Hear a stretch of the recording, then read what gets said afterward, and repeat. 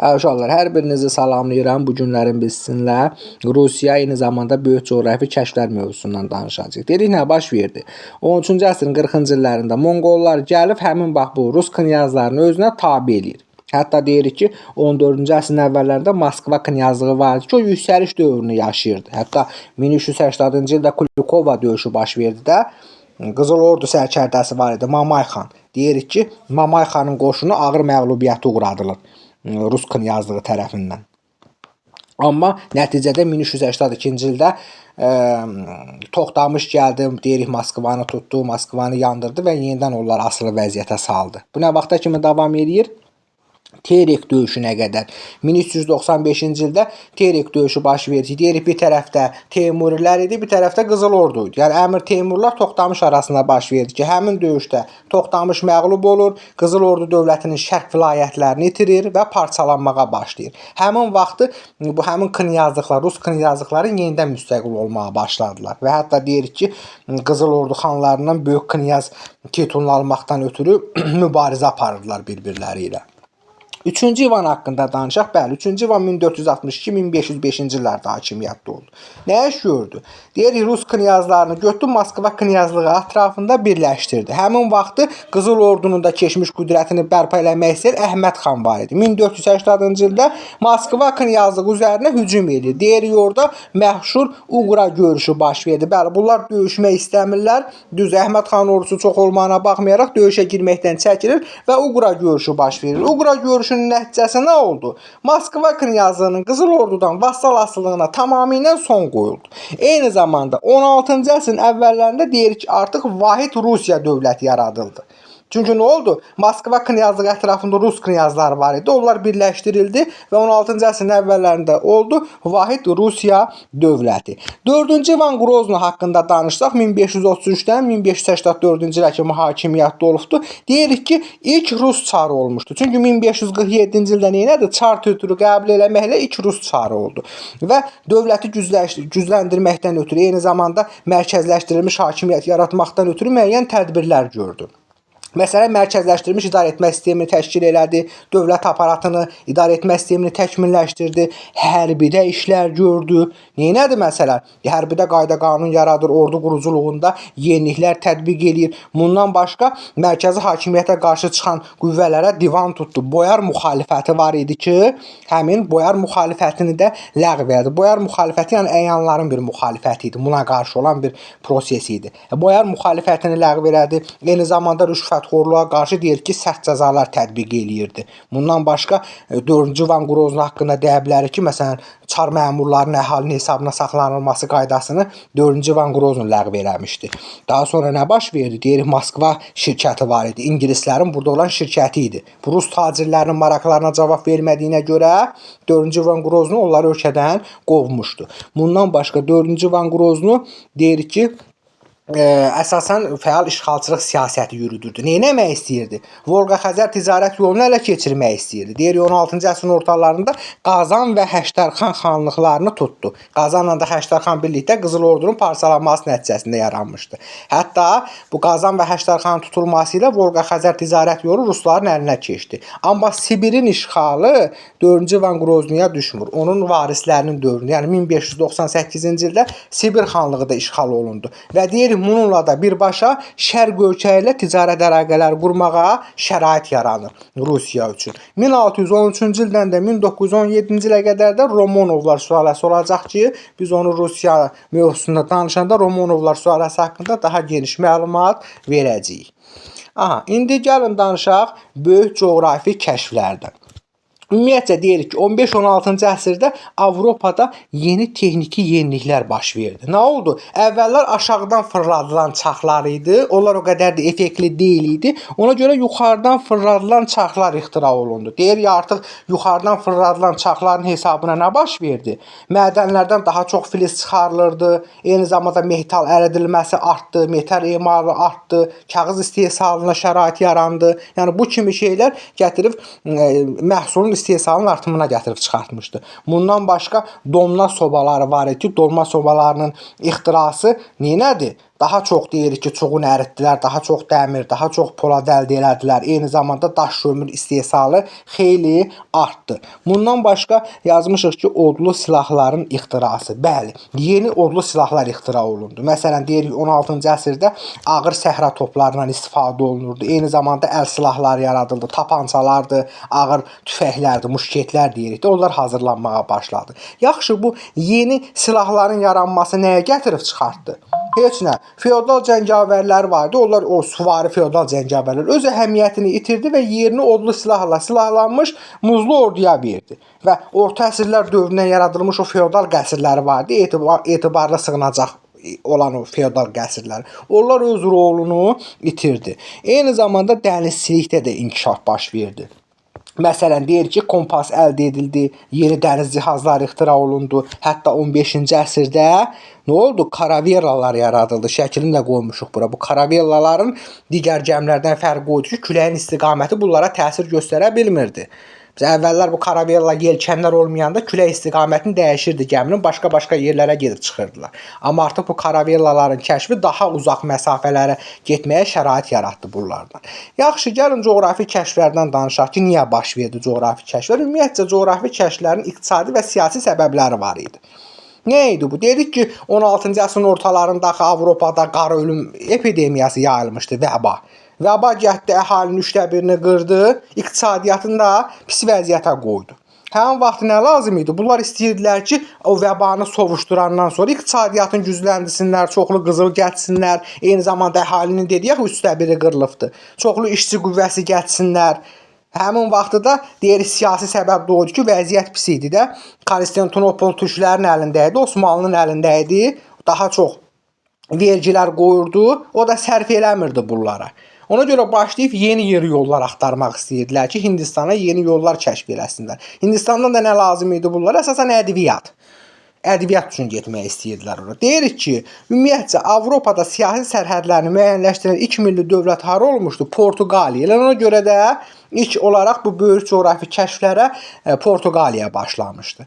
Gəlin danışaq Bartolomeu Dias haqqında. Deyir ki, Bartolomeu Dias 1487-1488-ci illərdə bəli, Hindistana dəniz yolunu kəşf eləmək istəyirdi. Bu əsasən deyir ki, Portuqaliya kralı göndərmişdi də bunu ki, get Hindistana dəniz yolunu tapçınan. Və bura bizim Portuqaliyadır. Portuqaliyadan çıxır, bu istiqamətdə gəlir. Gəlir hara qədər? Afrikanın cənubu. Bax bu ərazi, Ümid burnu. Yəni deyir ümid eləyirik ki, gəlib çıxacağıq ora. Ümid burnuna kimi gəlir, deyirik orada nə edirdi? Gətirirdi bunlara şüşə muncuqlar verirdi. Əvəzində də qızıl tozudur, fil sümüyü alıb aparırdı. Orada adalar var da. Qızıl sahili var, fil dişi adası var, fil dişi sahili var. Bunların hamısı o dövrdən qalmadır. Və deyirik tədricən bunlar artıq qul alverinə də başladılar bu ərazilərlə. Bəli, Bartolomeu Dias Hindistana dəniz yolunu kəşf edə bilmir. Portuqaliyadan çıxıb gəlir Afrikanın cənubunda Ümid burnundan qayıdır geri. Niyə? Çünki isti, eyni zamanda həmin dövrdə dənizdə müəyyən xəstəliklər olurdu ki, xəstəliklər nədənilə gedib çıxa bilmir. Bu deməli Portuqaliyalı idi. Sonra biz danışacağıq kimdən? Kristofor Kolubla. Əslən İtaliyalı olur Kristofor Kolub. Amma İspan kralının yanında xidmət edir də. O da Hindistana dəniz yolu kəşf eləmək istəyir. Deyir fərziyyələr var da. Nədir? Dünya kürə şəklindədir. Hələ həmin vaxtı tam təsdiqlənməmiş ki, dünya kürə şəklindədir. O deyirdi ki, mən bax buradan göstərim, bu birisi yuxarıki xəritədir. Bax bu İspaniyadır. Buradan deyirdi çıxıb, fırlanıb, gəlib o tərəfdən güya Hindistana çıxa bilər. Həqiqətən deyib çıxa bilərdi. Amma onlar bilmirdilər axı burada bu boyda bir qitə var. Amerika qitəsi var. Amerika qitəsi haqqında məlumatları yox idi. Ona görə deyir ki, qərbə tərəf səyahətə başlayır Kristofor Kolumb. Nə vaxt? 1492-ci ildə. Gəlir, buradan çıxır, gəlir, elə bilir ki, Hindistana çatıb. Səhvən buraları Hindistan adlandırır, əhalisində Hindu adlandırır. Kristofor Kolumbu bura nəyə göndərmişdilər? Torpaq kəşf eləməyə göndərməmişlər, göndərmişlər get Hindistanı tapcına. Bu da gəlir bura, elə bilir ki, bura Hindistan'da, amma bura Hindistana bunu nəyə göndərirlər? Ədviyyat gətirməyə göndərirlər. Ədviyyat tapa bilmir, qızıl tapa bilmir, qayıdıb gəlir, ona görə bunun ora gedib gəlməyin heç bir mənası olmur. Çünki bu gəlib deyir orada mən getdim Hindistana, deyirlər ədviyyat hanı, ədviyyat yoxdur, ədviyyatsız qayıdıb gəlir. Ondan sonra İtalyan bunun davamçısı var, Amerigo Vespucci. 1507-ci ildə artıq Kolumbun o kəşf etdiyi torpaqların Hindistan yox, yeni bir qita olduğunu sübut edir. Ona görə də bu Amerigo Vespucci'nin adı ilə bağlı olur. Ondan sonra deyirik ki, Vasco da Gama var idi. Bəli, bu haraydı? Bu da Portuqaliyalı idi. Bunu da dəniz yolunu kəşf etməkdən ötürü Portuqal kralı göndərmişdi ki, get neynəcən Hindistana dəniz yolunu kəşf edəcək. Bəli, bu da gəlir Bartolomé Dias'ın yolu ilə gəlir, Ümid burnundan keçir, çıxır Hind okeanına. Hind okeanını deyirik gedir, axırda bəli gəlib bu Hindistana çata bilir. Hətta Kalikut limanı var ki, Kalikut limanına gəlir. Hətta Kalikut limanında belə bir məsələ də var ki, orada Hind racələri ilə aralarında müəyyən proseslər baş verir, onlara qarşı qəddar rəftar eləyir və apardığı gəmiləri də ədviyyatla doldurub qaytarır. Elə bununla da deyirik artıq Hindistana dəniz yolu kəşf olundu. Nə vaxt? 1498-ci ildə. Kim tərəfindən? Vasco da Gama tərəfindən. Haranın səyyahı idi? O Portuqaliyalı səyyahı idi. Və bununla da Osmanlının da Səfəvinin də başına daş düşəcəkdi. Niyə? Çünki tarixi İpək yolu artıq başladı öz əhəmiyyətini itirməyə. Fikirləşdilər ki, bir belə yol get, bir belə Rusum ödə. Ora gedib gəldiyimiz yerə buradan dəniz yolu ilə gedib gəmilərə yığıb gətirdik də. Yəni bu kimi proses baş verdi. Eyni zamanda Fernando Magellan var ki, 1519-1522-ci illərdə dünya səyahəti eləmişdi. Bu haralı idi? Bu da İspaniya idi. Yəni bu əsasən İspan və Portuqallar aparırdı bu prosesi. Bu nə edir? Bu da gəlir, bəli. Deyirik, bax buradan çıxır İspaniyadan, gəlir Cənubi Amerikanın cənubundan keçir, Sakit Okean vasitəsilə hərlənir, Filippin adalarına keçib gəlib çatır İspaniyaya. Düzdür, orada müəyyən proseslər baş verir. Nədir proseslər?